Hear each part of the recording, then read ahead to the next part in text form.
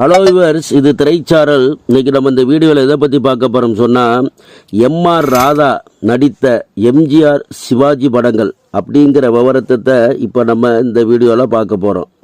முதலில் எம்ஆர் ராதா நடித்த எம்ஜிஆர் படங்களை பார்ப்போம்.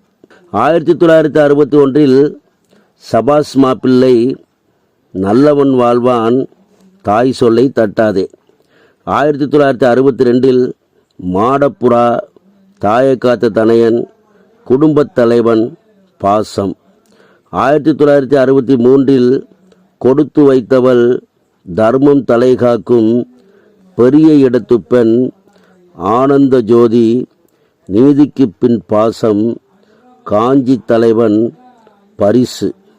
1964 வேட்டைக்காரன், என் கடமை, தாயின் மடியில். 1965 தாளம்பு. 1966 சந்திரோதயம், பெற்றால்தான் பிள்ளையார். இந்த 20 படங்களிலும் எம்ஜிஆருடன் எம்ஆர் ராதா நடித்த படங்களாகும். அடுத்து சிவாஜியுடன் எம்ஆர் ராதா நடித்த படங்களை பார்ப்போம். 1959 பாக பிரிவினை. 1961 பாவ மன்னிப்பு, பாலும் பழமும். 1962 வளர்பிறை, படித்தால் மட்டும் போதுமா, பழைய பாண்டியா, ஆலயமணி.